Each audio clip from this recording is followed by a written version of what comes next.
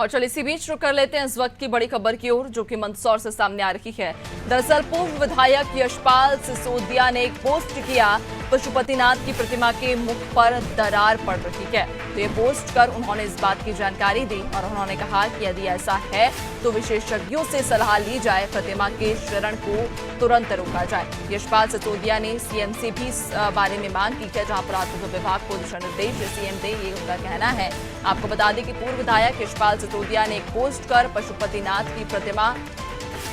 उस पोस्ट में दिखाई है, उस तस्वीर में दिखाई है। दरअसल इस तस्वीर में देखा जा सकता है कि पशुपतिनाथ की जो प्रतिमा है उसके मुख पर दरार पड़ रखी है और उन्होंने इस तस्वीर को पोस्ट करते हुए ये लिखा है कि यदि ऐसा है तो विशेषज्ञों से सलाह ली जाए, प्रतिमा के क्षरण को रोका जाए। उन्होंने मुख्यमंत्री से भी मांग करते हुए कहा कि पुरातत्व विभाग को जरूरी दिशा निर्देश सीएम तत्काल दें। दरअसल पशुपतिनाथ की प्रतिमा की एक तस्वीर को पोस्ट करते हुए पूर्व विधायक यशपाल सिसोदिया ने यह पोस्ट किया और उन्होंने इस पर यह लिखा है कि पशुपतिनाथ की प्रतिमा के मुख पर दरार पड़ रही है और अगर ऐसा है तो विशेषज्ञों से सलाह ली जाए। इसी के साथ उन्होंने सीएम से भी अपील करते हुए कहा कि पुरातत्व विभाग को जरूरी दिशा निर्देश सीएम दें। तो आपको बता दें, पूर्व विधायक यशपाल सिसोदिया ने एक पोस्ट इन दिनों सोशल मीडिया पर जारी किया है। ये पोस्ट को उन्होंने जारी करते हुए लिखा है कि पशुपतिनाथ की प्रतिमा के मुख पर दरार पड़ रही है। दरअसल जो फोटो उन्होंने सोशल मीडिया पर पोस्ट की है उसमें ये दरार साफ देखी जा सकती है प्रतिमा पर और उन्होंने ये पोस्ट को शेयर करते हुए लिखा कि पशुपतिनाथ की प्रतिमा के मुख पर दरार पड़ रही है और उन्होंने इस पोस्ट को जारी करते हुए सीएम से भी मांग की है कि यदि ऐसा है तो प्रतिमा के क्षरण को रोका जाए, विशेषज्ञों से सलाह ली जाए और उन्होंने सीएम से ये मांग की है कि वे पुरातत्व विभाग को जरूरी दिशा निर्देश दें। जहां आपको बता दें कि आज सावन का पहला सोमवार है और ऐसे में जहां सभी शिवालयों में भक्तों की भीड़ उमड़ पड़ी है और इसी बीच पूर्व विधायक यशपाल सिसोदिया ने एक पोस्ट सोशल मीडिया पर जारी कर हड़कंप मचा दिया। इस पोस्ट में उन्होंने पशुपतिनाथ की प्रतिमा की ये तस्वीर है जिसको उन्होंने पोस्ट किया है और इस तस्वीर में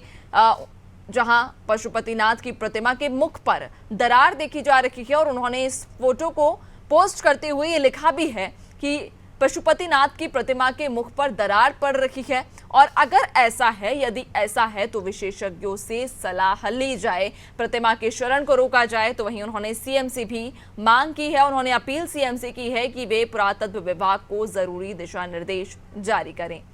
दरअसल पशुपतिनाथ जो कि एक प्रसिद्ध मंदिर है, ऐसे में पशुपतिनाथ की प्रतिमा पर यदि दरार पड़ती है तो वाकई एक चिंतन और मनन वाला विषय है, जहां पूर्व विधायक यशपाल सिसोदिया ने इस पर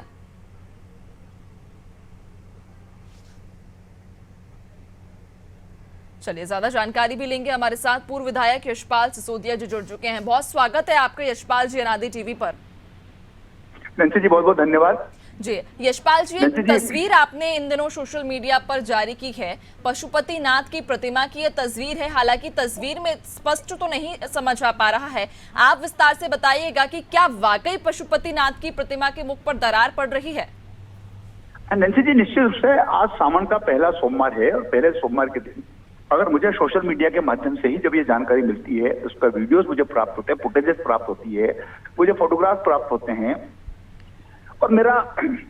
मकसद हड़कंप खड़ा करने का नहीं है। मेरा मकसद इन दरारों में किस प्रकार से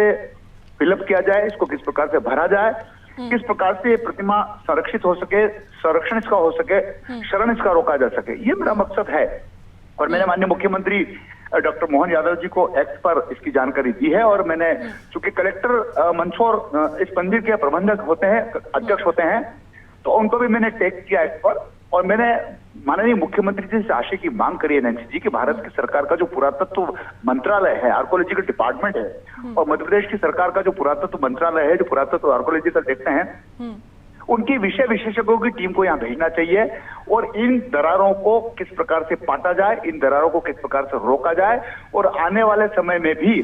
किस प्रकार से मूर्ति के क्षरण को रोकने की हम रणनीति बनाएं, क्योंकि यह विश्व की अद्वितीय प्रतिमा है। बिल्कुल। ये भोले बाबा की नयनाभिराम प्रतिमा है। अष्टमूर्ति में आठों मुख के अलग अलग विवरण है, और ये मूर्ति अगर दरारों के कारण से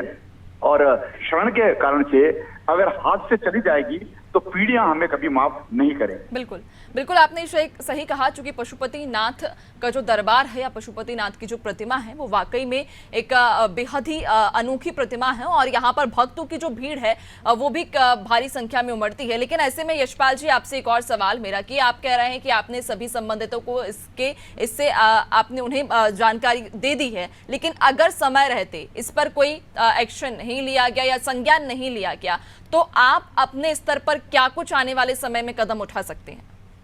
मैंने अपनी जवाबदेही, अपनी जिम्मेदारी समझी है, और जिन लोगों से मैं उम्मीद और विश्वास और भरोसा कर रहा हूं, मुझे पूरा विश्वास और भरोसा है कि वो भी मेरे द्वारा दी गई जानकारी को इग्नोर नहीं करेंगे और उसके ऊपर कार्रवाई भी होगी। और जिस प्रकार से मैंने पुरातत्व की टीम को मंदसौर आमंत्रित करने को लेकर के विषय विशेषज्ञों की टीम किस प्रकार से इसके आने वाले समय में इसके भविष्य की चिंता करते हुए इसके क्षण को रोकने के प्रयास करेंगे, मुझे पूरी उम्मीद है कि जहां एक और हम लोक परिसर बना रहे हैं पशुपतिनाथ जी का, जहां हमने महाकाल बाबा उज्जैन में लोक परिसर बनाया, जिस प्रकार से ओंकारेश्वर में लोक परिसर बना रहे हैं, उसी प्रकार से पशुपतिनाथ मंदिर का लोक परिसर भी तभी जीवंत रह पाएगा तब यह मंदिर की प्रतिमा जीवंत रह पाएगी। बिल्कुल, आपने सही कहा कि यदि